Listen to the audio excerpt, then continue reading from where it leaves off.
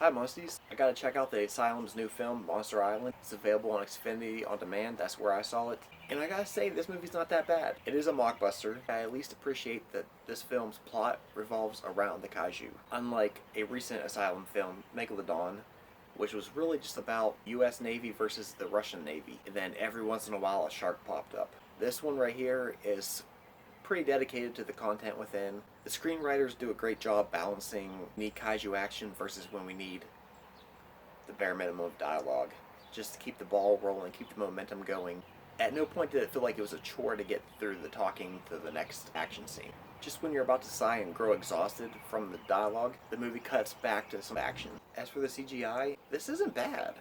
I mean, it's completely cheesy, but there's actually two moments in this film where it looks like Asylum actually stepped up their computer generated imaging game.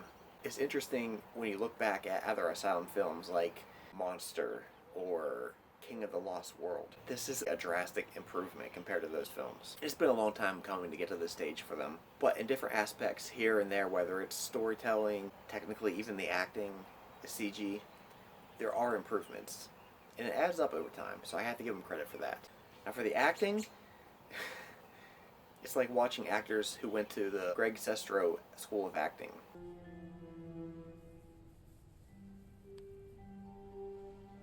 I don't think so.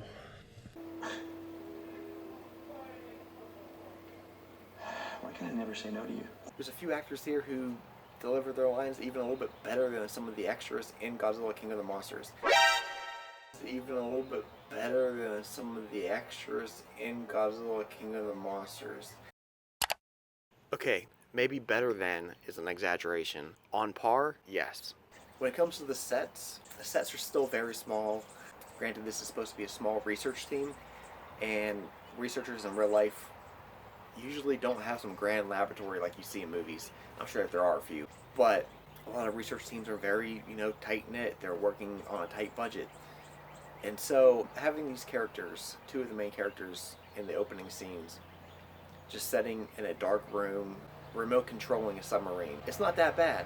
However, the fact that you can't even see a brick wall in the background of the room that they're in, it kind of just gives away that this is a set. It looks like you're watching a play or an episode of Charlie Rose. Are you proud of this one? Yeah, no, this is one of the big ones. Is it really?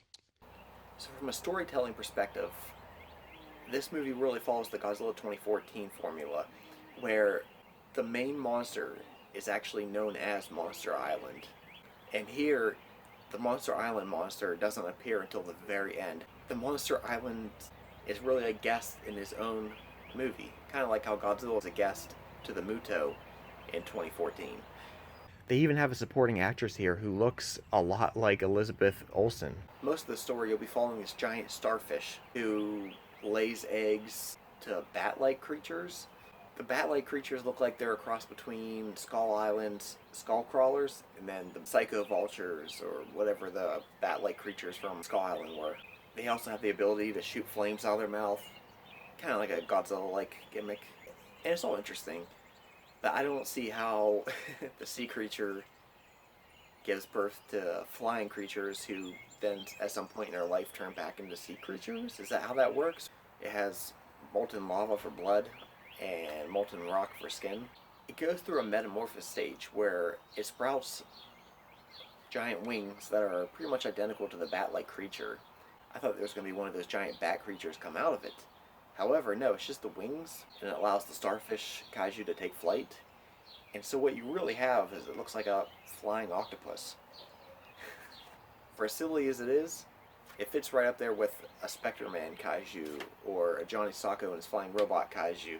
Something silly but fun. The movie also tries to build up its own mythology briefly about ancient teachings of these kaiju, and there's even talk about the phrase blood in the eye, and somehow that was supposed to be an ancient teaching that was delivered about awakening a kaiju. It's nonsense, but I respect them for at least attempting to develop a mythology around these creatures and world build.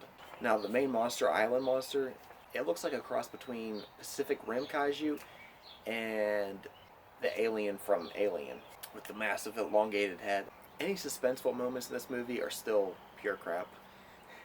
There's a main character who dies in this movie, and it happened so quick I had to rewind it to realize that okay, that was the main character who died and it wasn't just somebody else. So there's some areas in the storytelling and the dialogue and suspense that could really be improved for future films. So even though the character was killed off so quickly, at least it kept the movie moving. It never got boring. So at the end of the day, Asylum still retains its over-the-top silliness to draw in the main audience, those people who just want to see something ridiculous. But for every one of those insane moments, they actually do attempt a down-to-earth, grounded moment. And they are on their way to having a formula that works here. And that's why I'm giving this film an 8 out of 10 on the Asylum scale. On a Hollywood scale, I give it more like a 2 out of 10.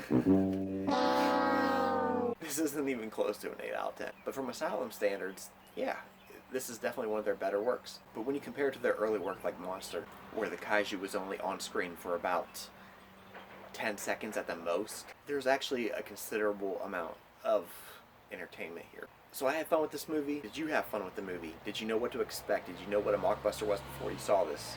How would you rank it among the other Asylum films? Think this movie was worth your time? Alright, Musties, thanks for always watching my videos.